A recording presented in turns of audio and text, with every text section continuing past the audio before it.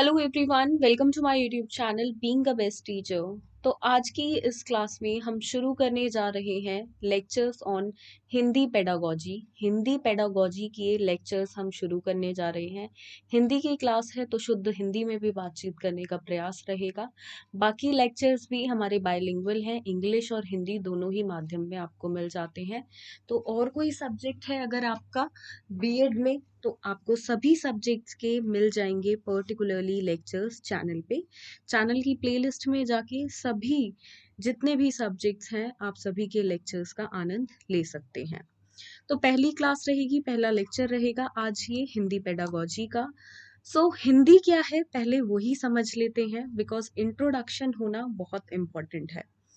हिंदी भाषा की भूमिका, मातृभाषा शिक्षण का अर्थ, मतलब हिंदी का अर्थ क्या है, हिंदी का स्वरूप क्या है, हिंदी का महत्व क्या है, उद्देश्य क्या है और क्या हिंदी के सिद्धांत है। सिद्धांत को इंग्लिश में हम बोलते हैं प्रिंसिपल्स। तो थोड़ा बहुत इंग्लिश से रिलेट करके चलेंगे, क्योंकि देखिए कुछ स्टूडेंट्स जो हिंदी ऑप्ट कर लेते हैं या इंग्लिश भी कुछ स्टूडेंट्स ऑप्ट कर लेते हैं, तो हम उसका शुद्ध रूप नहीं जानते हैं। बहुत अच्छे हम इंग्लिश में भी नहीं होते हैं, बहुत अच्छे हिंदी में भी नहीं होते हैं, मे बी कुछ स्टूडेंट्स हों। बट इन इंडिया जितनी मेरी ऑब्जर्वेशन रही है, हम मेल जोल, मतलब हमें दोनों ही भाषाएं आती है और हम दोनों ही बोलते हैं।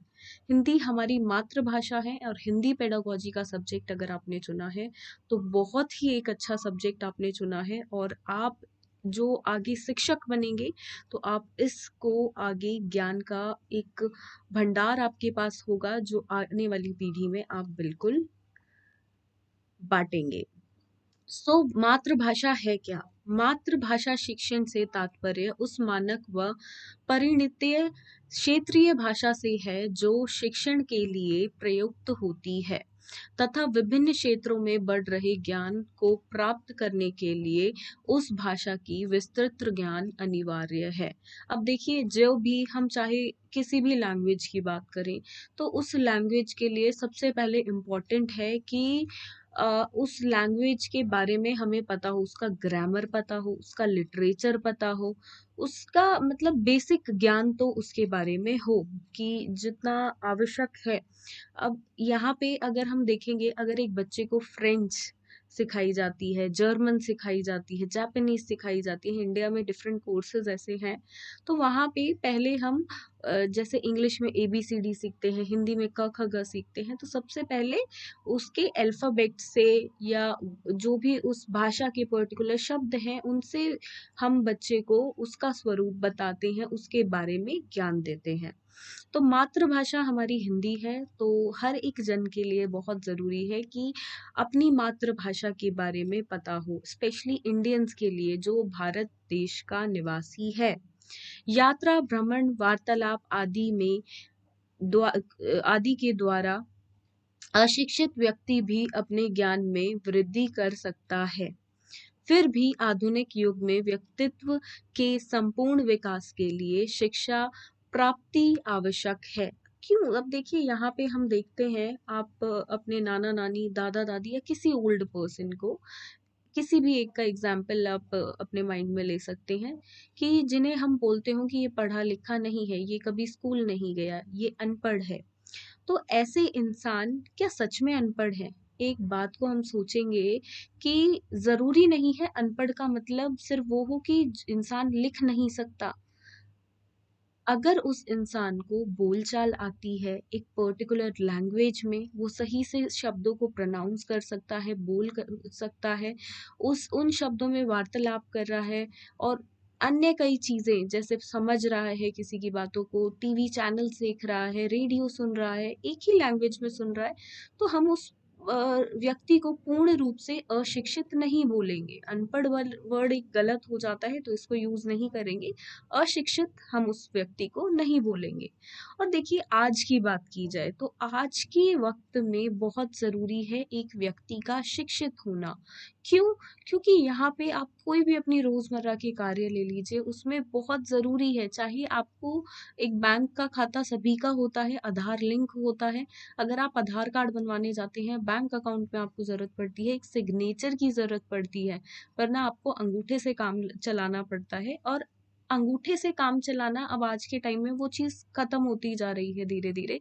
तो इट इज़ इम्पोर्टेंट कि सिग्नेचर आप कर सकें। आप फॉर्म भर रहे हैं तो आपको किसी पे डिपेंडेंट ना होना पड़े।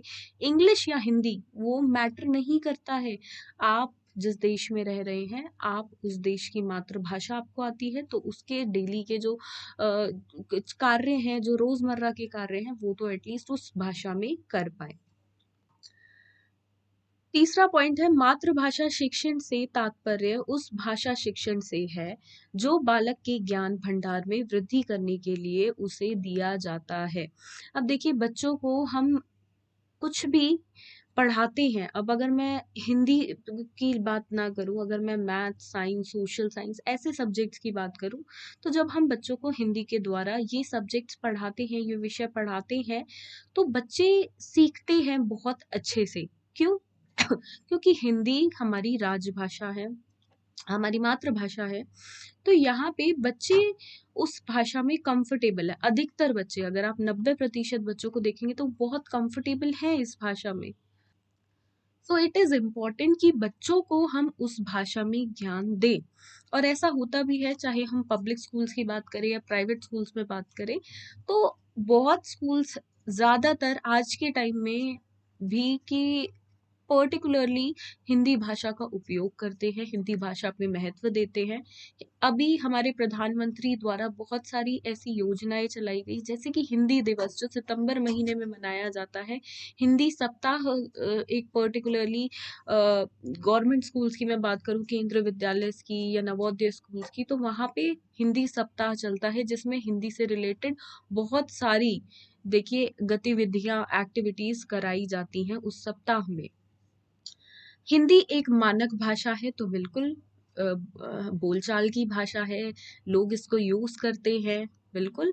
बोलियों उपबोलियों आदि का अलग अलग व्याकरण बनाकर उसमें साहित्य, कला, विज्ञान आदि की पुस्तकें, अ, ये हम पढ़ नहीं पा रहे, का ज्ञान नहीं दिया जा सकता है। अब देखिए, यहाँ पे अगर हम बात करें तो हिंदी में बहुत, हिंदी के, चलिए लिटरेचर की बात करें तो कबीर दास जी के दोहे सबने पढ़े हैं। ऐसे ही अगर हम बहुत सारी ऐसी चीजें हैं जो, मतलब साहित्य अगर आप पढ़ेंगे तो इतना रिच है। रविंद्रनाथ टैगोर जी की कितनी कहानियां हैं। और साथ में बात की जाए, हरिवंश राय बच्चन जी ने कितना कुछ लिखा है। तो यहाँ पे बहुत सारी चीजें हैं, एक बहुत ही विशाल साहित्य हिंदी का है। तो बहुत हम उसको बोल सकते हैं रोचक है, कला है, इसमें कहीं ना कहीं विज्ञान भी है। तो बहुत सारी चीजें हैं। और बोलियां, उपबोलियों आदि का अलग अलग व्याकरण बनाकर उसमें साहित्य, कला, विज्ञान आदि की पुस्तकों को संवारा गया है, और सब बहुत सारा ज्ञान का भंडार है। तो यही बातें यहाँ पे लिखी हुई हैं। मातृभाषा शिक्षण का अर्थ क्या है और क्यों मातृभाषा शिक्षण इम्पोर्टेंट है, जरूरी है। अब देखिए, मातृभाषा शिक्षण का स्वरूप क्या है। मातृभाषा शिक्षण के ज्ञान में सृजनात्मक प्रवृत्तियों का जन्म होता है तथा उसकी कल्पना शक्ति में निरंतर विकास होता है। तो बिल्कुल होता है। और दिन प्रतिदिन देखिए, इतनी सारी हमारी जमा पूंजी हिंदी में एकत्रित होती जा रही है कि एक विशाल पुस्तकालय अगर हम देखें तो हिंदी के बहुत सारे हमारे देश भर में हैं। और एक व्यक्ति अगर पढ़ना चाहे तो उसका जीवन कम पड़ जाए, और इतना सारा हिंदी भाषा का, पुस्तकों का, साहित्य का भंडार है। अतः मातृभाषा शिक्षण से स्वरूप को निर्धारित की करते हेतु कहा जा सकता है कि मातृभाषा से यहाँ तात्पर्य उस भाषा से है जो क्षेत्र विषय में बोली जाती है। क्षेत्र विषय मतलब जिस पर्टिकुलर रीजन में बोली जाती है, जिसकी कई बोलियां या उपबोलियां तो हो सकती है, परंतु उन बोलियों में आध्यात्मिक, लाइक, एक चीज कॉमन रहती है। अब जैसे उपबोलियों की बात करें तो हिंदी के अंदर हम बात करें तो बहुत सारी उपबोलियां भी हैं, और अगर आप क्षेत्रों में देखेंगे तो अलग अलग क्षेत्रों में वो बोलियां बोली जाती हैं। तो कहीं ना कहीं उनका स्रोत हम बोल सकते हैं हिंदी भाषा से रहता है। बच्चा अपने परिवेश के अनुरूप पहले या तो स्थानीय बोली या उपबोली में अपने भावों को प्रकट करना सीखता है, या सीधे ही शुद्ध परिमार्जित मातृभाषा का प्रयोग करता है। अगर हम एक छोटे बच्चे की बात करें तो देखिए, हम कभी ये चीज सोचते हैं कि एक फॉरेन का बच्चा, एक बच्चा जर्मन में रहता है, जर्मनी में रहता है, एक बच्चा फ्रांस में रहता है, एक बच्चा अमेरिका रहता है और एक बच्चा इंडिया रहता है। अगर चारों बच्चों को देखेंगे तो वो अपनी मातृभाषा खुद से बोलने लग जाते हैं। ऐसा तो नहीं है छोटे से 1 साल के बच्चों को हम कॉपी पेन दे देते हैं, ऐसा मतलब पुस्तकें तो हम उनको देते नहीं हैं पढ़ने के लिए। वो अपने आप ही अपनी एनवायरनमेंट से, अपने पर्यावरण से अपने आप ही उन भाषाओं के शब्द, लेटर्स इनको पकड़ते हैं और बोलना सीखते हैं। तो जर्मनी में जो बच्चा रहता है वो बोलेगा जर्मन, ऐसा होता है। फ्रांस में जो बच्चा रहता है वो फ्रेंच बोलनी शुरू कर देता है, अमेरिका वाला इंग्लिश और इंडिया वाला हिंदी अक्सर देखा गया है। अब हिंदी नहीं बोलता है तो उपबोली है हमारे पास बहुत सारी। जैसे उड़ीसा का कोई बच्चा है तो वो उड़िया बोलेगा, हरियाणा का कोई बच्चा है तो हरियाणवी बोलेगा, पंजाब का कोई बच्चा है तो पंजाबी बोलेगा। या हो सकता है हिंदी ही उसके घर में बोली जाती हो तो वो शुद्ध रूप से बोली ही बोले, उपबोली ना सीखे। तो वो डिपेंड करता है कि उसके आसपास आसपास कैसा माहौल है।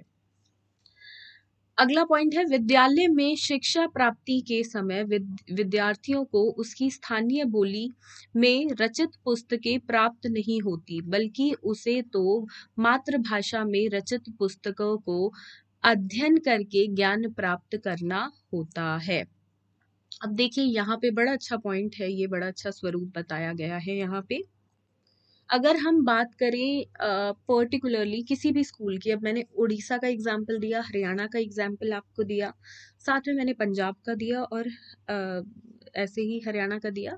तो अगर हम इन बच्चों को देखेंगे तो ठीक है, इन बच्चों ने स्थानीय भाषा बोलनी सीखी, पर ये स्कूल जाते हैं तो क्या वहाँ पे गुजराती मीडियम होता है, हरियाणवी मीडियम होता है, उड़िया मीडियम होता है या पंजाबी मीडियम होता है? वहाँ पे पर्टिकुलरली लैंग्वेज जो मतलब कुछ मीडियम्स में भी पंजाबी वहाँ पे सिखाई जाती हो, हरियाणवी करके सब्जेक्ट हो, बट ऐसा नहीं है कि सभी सब्जेक्ट्स वहाँ पे उस पर्टिकुलर लैंग्वेज में ही पढ़ाए जाएंगे, मतलब स्थानीय बोली में पढ़ाए जाएंगे। हमेशा जो सब्जेक्ट्स होते हैं, जो विषय होते हैं, वो उपबोली में नहीं बोली में पढ़ाए जाते हैं। तो वो आपके होते हैं हिंदी में पर्टिकुलरली, या मे बी इंग्लिश में हो, क्योंकि इंग्लिश का भी चलन आजकल है। तो वो होते हैं पर्टिकुलरली आपके मातृभाषा में। अधिकतर स्कूल्स में, गवर्नमेंट स्कूल्स की अगर हम बात करें तो अधिकतर मातृभाषा फॉलो की जाती है। देन नेक्स्ट पॉइंट इज, कुछ विद्यालयों में मातृभाषा के अतिरिक्त किसी दूसरे भाग को भी शिक्षण का माध्यम बनाया जा सकता है। तो जैसा कि मैंने बताया, मातृभाषा के अलावा इंग्लिश मीडियम हो सकता है, पंजाब में कहीं कहीं पे पंजाबी मीडियम भी है, पंजाबी स्कूल्स भी हैं प्रॉपरली, तो वो भी हो सकता है। तो वो डिपेंड करता है मेजॉरिटी ऑफ द लैंग्वेज पे कि कौन सी लैंग्वेज वो लोग फॉलो करते हैं। बट अगर हरियाणा की मैं बात करूँ तो यहाँ पे हरियाणवी मीडियम कोई स्कूल नहीं है, हरियाणवी की कोई पुस्तकें ऐसे सच नहीं है। तो हिंदी भाषा या इंग्लिश भाषा के थ्रू ही बच्चों को अधिकतर पढ़ाया जाता है। देन नेक्स्ट पॉइंट, मातृभाषा शिक्षण में विद्यार्थियों को न केवल उनकी मातृभाषा का ही ज्ञान दिया जाता है, बल्कि आवश्यकता के अनुसार अन्य विषय जैसे गणित, सामाजिक विज्ञान आदि का भी ज्ञान उसकी मातृभाषा में ही प्रदान किया जाता है। बहुत अच्छा स्वरूप। एक और यहाँ पे वही बात है जो मैंने आपको बताई कि मातृभाषा में जरूरी नहीं है कि मातृभाषा का ही ज्ञान दिया जा रहा है, मतलब हिंदी मीडियम में हम पढ़ा रहे हैं, हिंदी से पढ़ा रहे हैं तो केवल हिंदी को ही पढ़ा रहे हैं। अन्य सब्जेक्ट जैसे कि गणित, सामाजिक विज्ञान आदि, इनको भी उस भाषा के माध्यम से प्रदान किया जाता है। एक आपका बीएड में सब्जेक्ट है लैंग्वेज अक्रॉस द करिकुलम, कि किस लैंग्वेज में, किस भाषा में हम बच्चों को बाकी सब्जेक्ट्स का ज्ञान देते हैं, कौन सा हम फॉलो करते हैं मीडियम, इंग्लिश मीडियम है, हिंदी मीडियम है या अन्य कोई मीडियम है।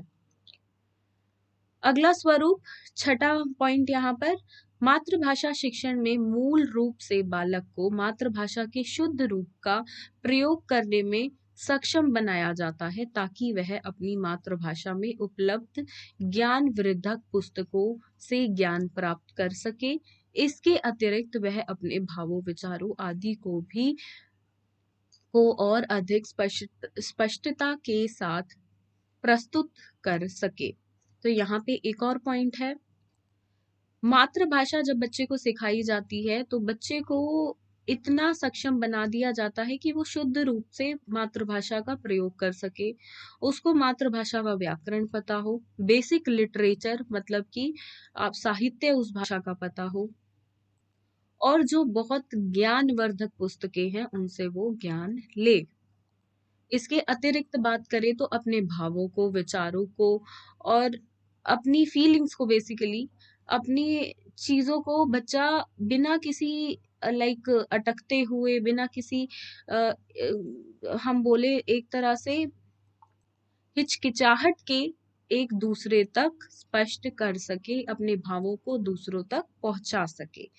ये बच्चा कर पाए तो बिल्कुल। अतः संक्षेप में कहा जा सकता है कि मातृभाषा शिक्षण ही व्यक्ति के व्यक्तित्व को पूरी तरह से विकसित करके निखारता है। तो बिल्कुल सही बात ये यहाँ पे। तो ये था स्वरूप। इसके बाद हम मातृभाषा शिक्षण का महत्व करेंगे, पर वो करेंगे हम अगले लेक्चर में। आज का लेक्चर वरना बहुत बड़ा हो जाएगा। तो अब लेक्चर्स आते रहेंगे आपके पेडागोजी ऑफ हिंदी सब्जेक्ट पे भी। तो जो भी स्टूडेंट्स पेडागोजी ऑफ हिंदी से बीएड कर रहे हैं, बीएड में ये सब्जेक्ट अगर आपने ऑप्ट किया हुआ है, तो मेक श्योर आप चैनल को सब्सक्राइब कर लें, क्योंकि यहाँ पे आपको लेक्चर्स नोट सब मिलेंगे इससे रिलेटेड। अगर हिंदी के आपको नोट्स चाहिए हो, पेडागोजी ऑफ हिंदी के, आप किसी भी यूनिवर्सिटी में हैं, सभी के नोट्स आपको मिल जाएंगे। CRSU MDU के छात्र को के छात्रों को, CDLU CBLU IGU के छात्रों को हैंड रिटन नोट्स में मिल जाएंगे। सो मेक श्योर आप अगर परचेज करना चाहते हैं तो उसके लिए सेल्स एग्जीक्यूटिव को कांटेक्ट कर ले।